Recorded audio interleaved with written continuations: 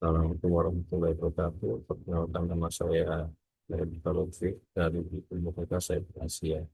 Di sini saya mendapat tugas dari dosen pengampu Bapak Alun Susada Eskom untuk di mata kuliah pemrograman orientasi objek. Di sini saya akan ada eh, presentasi tentang OOP, di mana ada kelas, objek, metode, dan enkapsulasi. Jadi saya mulai.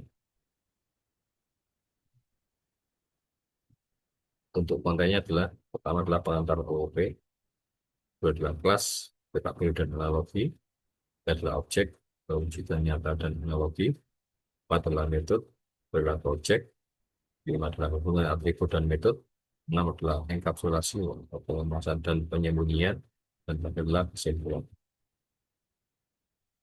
Yang pertama adalah pengantar OOP. Paradigma pemrograman orientasi objek atau OOP adalah paradigma pemrograman berdasarkan konsep objek yang mencakup data atau atribut dan kode atau metode yang menangani data tersebut. Ini memadukan data dan berlaku dalam satu kesatuan. Tujuan dari OOP adalah untuk menciptakan kode yang lebih terstruktur, mudah dikelola, serta dapat digunakan kembali atau reusable dalam sebuah strukturasi pemrograman.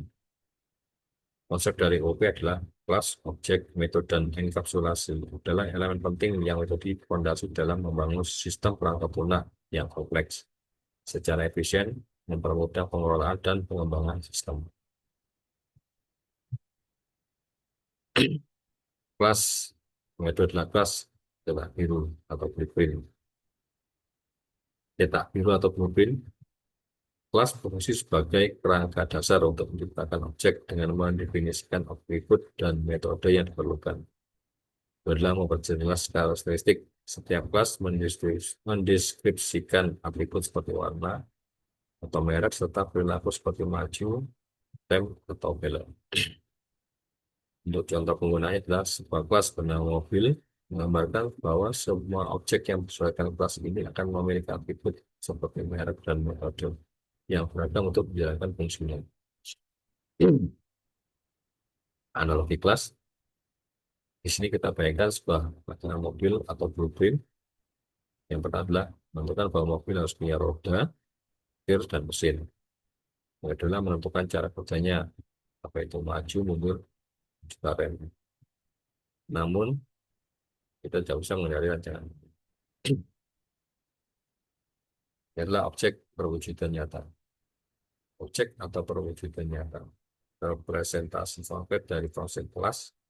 Ketika sebuah kelas didefinisikan sebagai cetak biru, maka objek adalah hasil nyata yang mengeksekusi desain tersebut dalam bentuk entitas khusus. Atribut unik untuk setiap objek. Objek memiliki nilai atribut unik yang menunjukkan individualitasnya. Sebagai contoh, setiap mobil memiliki warna dan merek yang berbeda, meskipun berasal dari kelas yang sama. Untuk penggunaan kembali struktur perilaku, semua objek metode atau perilaku yang telah didefinisikan dalam kelas memastikan konsistensi dalam pengolahan aksi atau proses. Ini adalah analogi objek. Sekarang kita bayangkan mobil asli di jalan raya. Ini adalah wujud nyata dari rancangan tadi, memiliki warna merah, dan juga memiliki kecepatan nyata saat ini. Itu satu kelas ya. Ini bisa melahirkan banyak objek. Selanjutnya adalah metode atau perilaku objek. Metode atau perilaku objek mendefinisikan aksinya adalah metode berfungsi sebagai blok kode dalam sebuah kelas untuk mendefinisikan perilaku yang dapat dilakukan objek, seperti menjalankan tugas atau melakukan manipulasi data tertentu. Contoh penggunaannya adalah dalam sebuah objek mobil, metode seperti maju, memungkinkan mobil untuk meningkatkan kecepatan dengan cara mengubah nilai atribut kecepatan. Adalah manipulasi data objek. Itu digunakan untuk mengakses, mengubah, atau memvalidasi data yang tersimpan dalam atribut objek. Sebagai contoh, metode set kecepatan untuk nilai baru dapat diimplementasikan dengan melakukan validasi untuk memastikan kecepatan tidak bernilai negatif. Selanjutnya adalah penghubung antara atribut dan perilaku. Metode bertindak sebagai penghubung yang mengintegrasikan atribut dengan aksi spesifik dan objek, memberikan hasil yang terorganisir dan konsisten. Selanjutnya adalah fungsi sebagai creator dan setter. Metode juga berfungsi untuk mengimplementasikan pengambilan nilai atribut atau getter maupun modifikasi atribut atau setter, sehingga atribut dapat dilindungi selalu enkapsulasi yang baik. Selanjutnya adalah enkapsulasi atau pengemasan dan penyembunyian.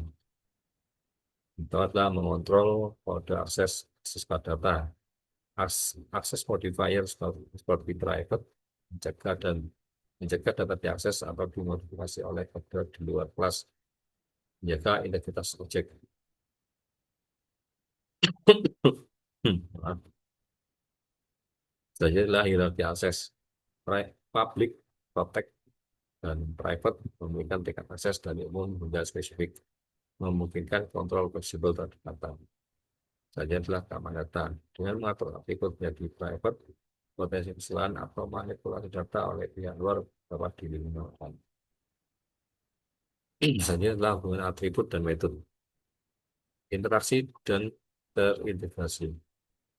Atribut dan metode saling berkaitan untuk menciptakan sebuah metode objek yang mandiri dan terorganisir.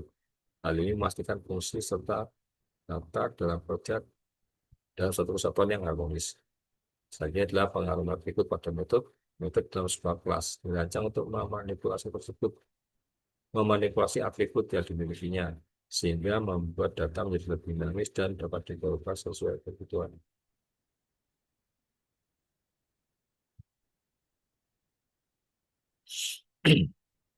Selanjutnya adalah pola desain yang terstruktur. Kombinasi atribut sebagai data dan metode sebagai perilaku memberikan struktur yang jelas yang mendukung pengembangan program yang lebih efisien dan dapat diulang terus. Keunikan setiap objek yang diciptakan memiliki atribut khusus, namun tetap berbagi metode yang sama sesuai definisi dalam kelas yang menjadi cetak. Inti dari objek dalam OOP.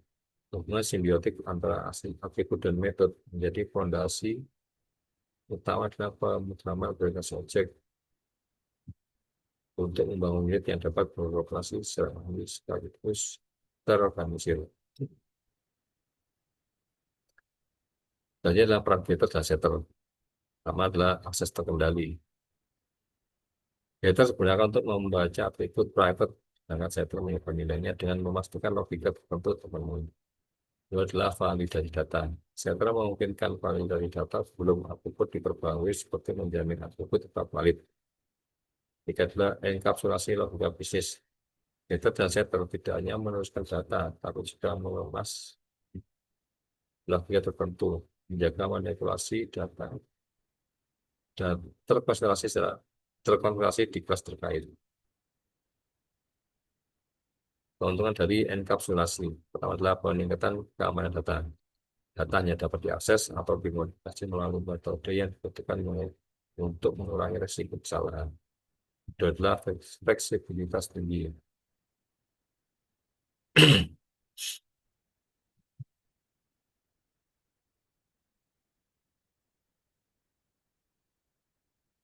Fleksibilitas tinggi. Implementasi internal kelas dapat diperbarui tanpa mempengaruhi kode lain selama interface publik tetap tidak berubah. Tadi adalah pemberian kode yang lebih mudah dengan mengontrol akses data dan perubahan pada enkapsulasi. Sistem lebih mudah ditelusuri dan dikelola. Kesimpulannya adalah pertama, membentuk dasar penggunaan aman kelas objek metode dan enkapsulasi dalam OOP memungkinkan pengaturan program mengenai terstruktur sehingga meningkatkan keamanan dan konsistensi data. Adalah struktur yang modular. Konsep kelas dan objek membantu menciptakan sistem yang terorganisasi dengan baik, memungkinkan tanggung jawab dalam kode. Ini adalah pemeliharaan yang mudah dengan menerapkan prinsip enkapsulasi, memang dapat memodifikasi atau memperbaiki program tanpa harus merubah seluruh bagian sistem.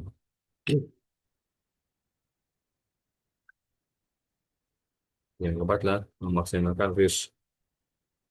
Konsep OOP dirancang untuk menghasilkan kode reusable, memungkinkan pengguna kembali kelas, memungkinkan pengguna kelas dan metode dalam proyek lain dalam penyesuaian minimal. Oke, hanya itu yang dapat saya sampaikan. Ada salah kata saya, mohon maaf yang sebesar-besarnya. Assalamualaikum warahmatullahi wabarakatuh.